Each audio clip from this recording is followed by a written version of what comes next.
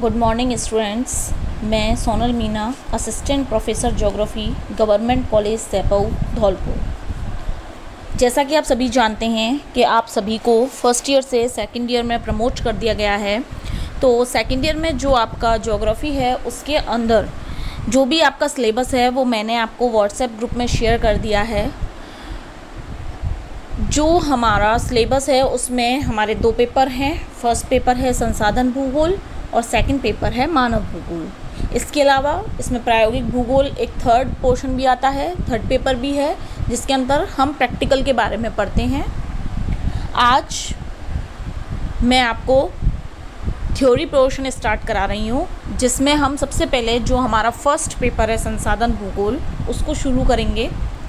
जैसा मैंने आपको सिलेबस डाला है उसके अकॉर्डिंग आपने समझा होगा, देखा होगा, उसको पढ़ा भी होगा और समझने की कोशिश भी की होगी। उसी सिलेबस के आधार पर जो हमारी यूनिट फर्स्ट है उसमें जो सबसे पहला टॉपिक है वो है definition and classification of resources, संसाधनों की परिभाषा और उनका वर्गीकरण। तो आज के इस लेक्चर में हम पढ़ेंगे संसाधन क्या होते हैं, उनका क्या अर्थ होता है और कैसे उन्हें विभिन्न विद्वानों ने परिभाषित किया है, इसके बारे में। संसाधन, जैसा कि शब्दों से हमें कुछ समझ में आ रहा है, उपयोग में आने वाले साधन, अर्थात कहने का तात्पर्य यह है कि हमारा जो पर्यावरण है, हमारी जो प्रकृति है, इसमें विभिन्न प्रकार के तत्व, विभिन्न प्रकार की वस्तुएं विद्यमान हैं। जब तक मनुष्य उन वस्तुओं को अपने उपयोग में नहीं लेता है, अर्थात अपनी आवश्यकताओं की पूर्ति के लिए उन्हें काम में नहीं लेता है, तब तक हम उन्हें संसाधन नहीं कहेंगे। लेकिन जब कोई भी प्रकृति में विद्यमान तत्व या वस्तु मनुष्य द्वारा अपने उपयोग में लाई जाती है तो उसे हम संसाधन की श्रेणी में रखेंगे। बिल्कुल साधारण सा इसका अर्थ है। कहने का तात्पर्य यह है कि चाहे मिट्टी है, वायु है, सूर्य का प्रकाश है, वन है, जब तक वो मनुष्य के उपयोग में नहीं आ रहे हैं तब तक वो संसाधन नहीं है। लेकिन जब मनुष्य उन्हें उपयोग करने लगा तो वो संसाधन की श्रेणी में आ गए।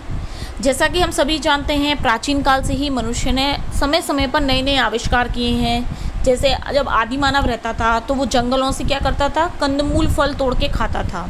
पहले उसे ये भी नहीं पता था कि ये कंदमूल भी होते हैं कि नहीं होते हैं। फिर धीरे धीरे मनुष्य को समझ आने लगी, मिट्टी में बीज बोने स्टार्ट किए। तो जब तक उस मिट्टी का मनुष्य ने यूज़ नहीं किया तब तक तो वो संसाधन की श्रेणी में नहीं आई। लेकिन जब मनुष्य ने उसे अपने उपयोग में लिया तो वह संसाधन की श्रेणी में आने लगी। इसी को थोड़ा स्पष्ट करने के लिए 1933 में जिम्बरमैन महोदय ने कुछ तर्क दिए थे। उन्होंने कहा था कि अपने आप में ना तो पर्यावरण और ना ही उसके अंग संसाधन हैं जब तक वह मानवीय आवश्यकताओं को संतुष्ट करने में सक्षम नहीं है। अर्थात वही बात है कि जब तक कोई भी तत्व या वस्तु मनुष्य के उपयोग में नहीं आ रही है तब तक हम उसे संसाधन नहीं कहेंगे। इसके अलावा उन्होंने ये भी कहा था कि संसाधनों का एक ही उद्देश्य होता है और वो उद्देश्य होता है कि चाहे व्यक्तिगत आवश्यकता है चाहे सामाजिक आवश्यकता है, उनकी पूरी करे वो। तो जब ये उद्देश्य की पूर्ति हो जाती है तो वही संसाधन कहते हैं। तो जिम्बरमैन ने ही सबसे ज़्यादा इनके ऊपर प्रकाश डाला, संसाधनों के ऊपर, और उन्होंने अलग अलग आधारों पर अपने तर्क दिए। उन्होंने ये भी कहा कि संसाधन होते नहीं हैं, संसाधन बनाए जाते हैं। तो जैसा कि मैंने आपको बताया कि संसाधन क्या होते हैं, जो मानव के उपयोग में जो भी वस्तु आए, यानी मनुष्य के उपयोग में जो भी काम आए उसे हम संसाधन कहेंगे। संसाधन को हम इंग्लिश में कहते हैं रिसोर्स, RESOURCE। रिसोर्स बना है 2 शब्दों से, री और सोर्स। री का मतलब होता है दीर्घ अवधि या पुनः, यानी लंबे समय तक जो वस्तु इस धरातल पर मौजूद है और जो दोबारा हमारे काम आ सकती है उसको। और सोर्स का मतलब है साधन या उपाय, अर्थात प्रकृति में उपलब्ध ऐसे तत्व या वस्तुएं जो कि लंबे समय तक रहते हैं, उसके अलावा वह मनुष्य के द्वारा बार बार उपयोग में लाए जा सकते हैं, उसे हम संसाधन की श्रेणी में रखेंगे। इसको मैं आपको एक उदाहरण से समझाती हूँ। जैसे कि हमारे इस पर्यावरण में वन मौजूद हैं, पेड़ पौधे मौजूद हैं। मनुष्य उन वनों को अपने उपयोग में लेता है, चाहे फर्नीचर के लिए है या अन्य किसी कारणों से मकान बनाने के लिए उन्हें काट देता है। तो इस तरीके से वो संसाधन हुए, लेकिन साथ ही मनुष्य के द्वारा उनको दोबारा से उगाया भी जाता है, यानी और उसके बदले में पेड़ बोए भी जाते हैं, उगाए भी जाते हैं। तो इस तरीके से जब मनुष्य द्वारा पुनः उसका उपयोग हो जाता है तो उसको हम संसाधन कहेंगे। तो इतना जो मैंने आपको समझाने का प्रयास किया, मैं समझ सकती हूँ कि आपको समझ आया होगा कि संसाधन क्या होते हैं। तो उसी के आधार पर हम निष्कर्ष तौर पर कह सकते हैं कि संसाधन पर्यावरण में उपलब्ध वो सभी वस्तुएं हैं जिससे हमारी आवश्यकताओं की पूर्ति होती है। मनुष्य के द्वारा वातावरण में जितनी भी वस्तुएं उपलब्ध हैं उन वस्तुओं को अपने अनुकूल बनाने के लिए कोई ना कोई तकनीकी, कोई ना कोई प्रौद्योगिकी का प्रयोग अवश्य किया जाता है। अर्थात कहने का तात्पर्य यह है कि चाहे हम वन का यूज़ कर रहे हैं, मिट्टी का यूज़ कर रहे हैं, तो ऐसा तो नहीं है कि मिट्टी का सीधा यूज़ करेंगे। मिट्टी में धीरे धीरे उसे उर्वर बनाने के लिए हम खाद भी डालेंगे, उसमें बीज भी हमें डालने पड़ेंगे। तो कहने का तात्पर्य यह है कि पर्यावरण में जितने भी संसाधन हैं उनको अपने अनुकूल बनाने के लिए मनुष्य के पास तकनीकी होनी चाहिए।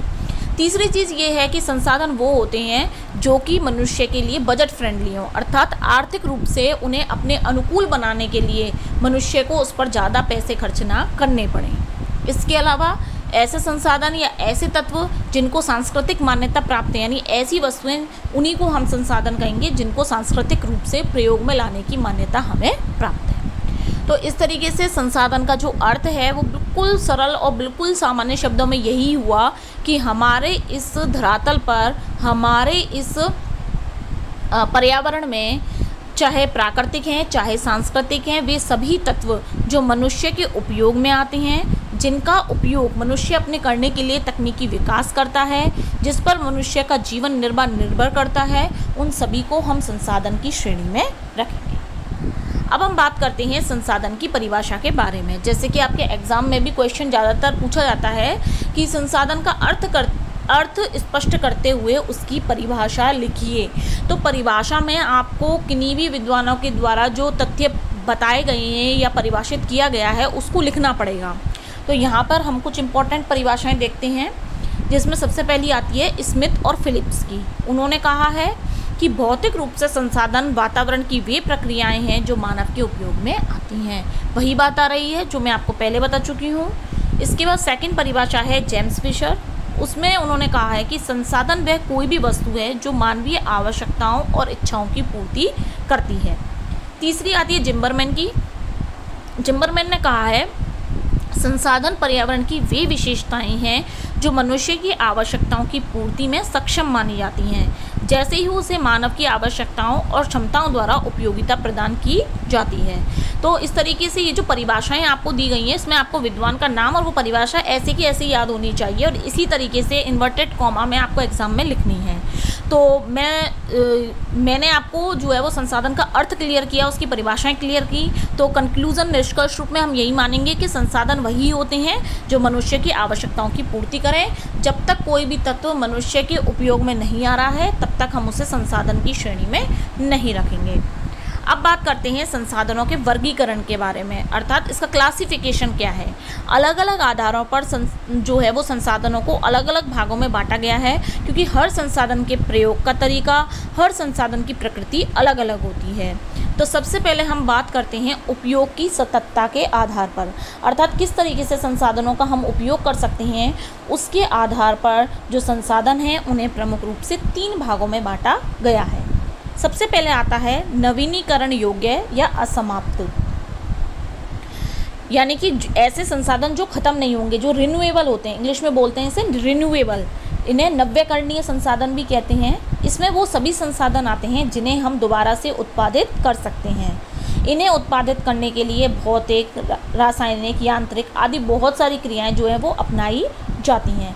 तो कहने का तात्पर्य ये है कि ये संसाधन कैसे होते हैं, असमाप्त है, अर्थात बार बार हम इन संसाधनों का उपयोग कर सकते हैं। इसके अंदर अगर मैं बात करूं तो हम शामिल करते हैं सौर ऊर्जा को, क्योंकि सौर ऊर्जा सूर्य से हमें मिलती है। पवन ऊर्जा हमें वायु से मिलती है। जल है, मृदा है, वन है, ये सभी जो है हम बार बार इनको यूज़ कर सकते हैं। जैसे वर्षा होगी तो जल दोबारा बन जाएगा, वन है तो हम पेड़ लगा सकते हैं, सौर ऊर्जा है तो सौर ऊर्जा को हम बार बार सूर्य की रोशनी से उत्पादित कर सकते हैं।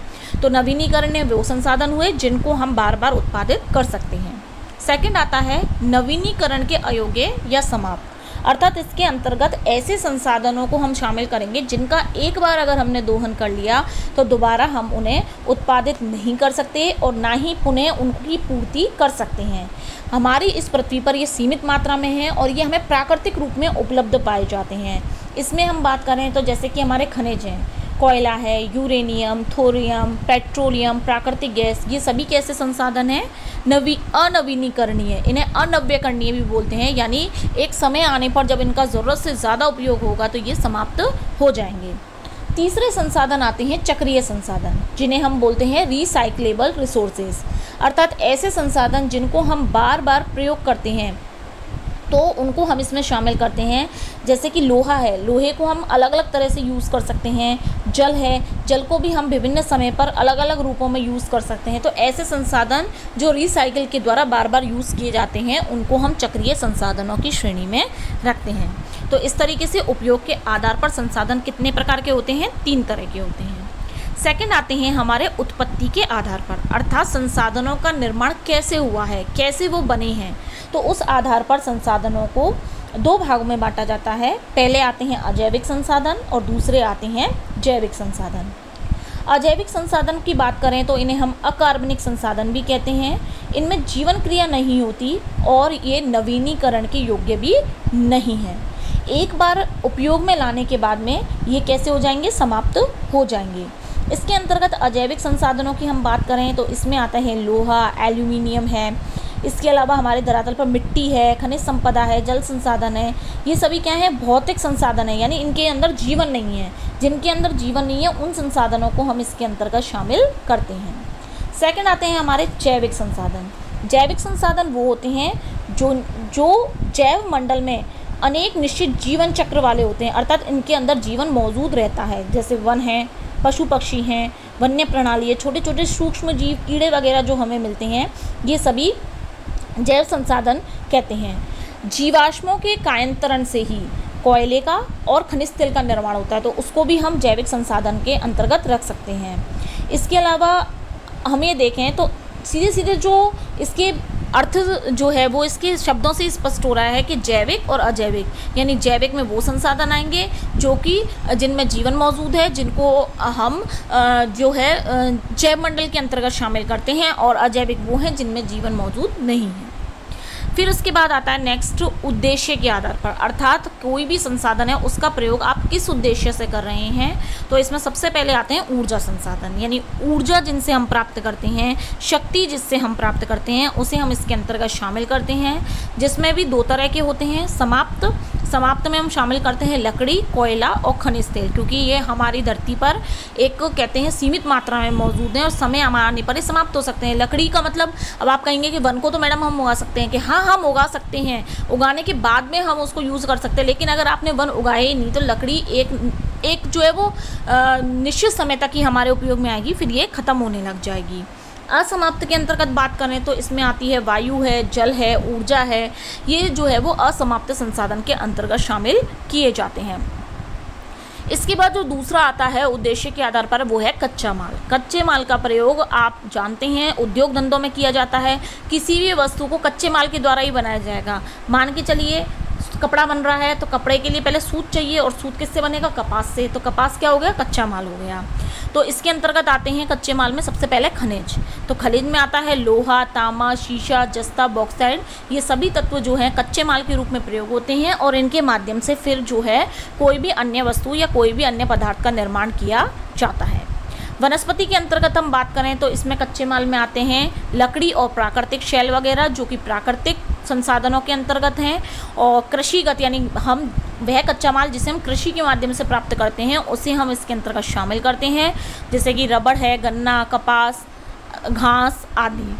इसके बाद में जो कच्चा माल है उसमें हम बात करेंगे पशु और जीव जंतु, जैसे जंगली, समुद्री, पालतू पशु हैं। जैसे कि मान लो अब बात करें हमें कोई वस्तु चमड़े से बनानी है तो चमड़े के लिए खाल चाहिए, तो खाल हमें किससे मिलेगी? पशुओं से मिलेगी। इसके अलावा जंगली मतलब जो हमारा समुद्र है उसके अंदर विभिन्न प्रकार के जो है वो संसाधन मिलते हैं, जैसे नमक है वो हमें समुद्र से मिलता है। तो इस तरीके से जो कच्चा माल है वो भी विभिन्न वस्तुओं के उत्पादन में यूज किया जाता है। लास्ट बात करते हैं खाद्य पदार्थों के बारे में, अर्थात ऐसे तत्व जो हमारे खाने की यूज़ में आते हैं, जैसे कि खनिज में हो गया नमक, कंदमूल हैं, सब्जियां हैं, खाद्यान्न है, वनस्पति है, पशु है और जीव जंतु, ये सभी हमारे खाद्य पदार्थों के रूप में प्रयोग होते हैं। तो ये जो है वो संसाधनों का वर्गीकरण है। ये वर्गीकरण जो है वो आपको अच्छे से पढ़ना है, इसी तरीके से चार्ट बनाना है और इसको जो है वो आपको फिर डिटेल में लिख करके एग्ज़ाम में आना है, क्योंकि जो संसाधनों का जो वर्गीकरण है वो इसी आधार पर, ये आपका एक सामान्य वर्गीकरण है जो दिया गया है। इसके अलावा अन्य विद्वानों ने अलग अलग तरह से दिया है, तो उसके बारे में भी हम अपने लेक्चर्स में डिटेल से पढ़ेंगे। तो आज के इस टॉपिक में संसाधन क्या होते हैं, उनका क्या अर्थ है, क्या उनकी परिभाषा है और क्या उनका वर्गीकरण है, वो मैंने आपको स्पष्ट किया है। अब नेक्स्ट जो हमारा टॉपिक है उसे हम अगले लेक्चर में पढ़ेंगे।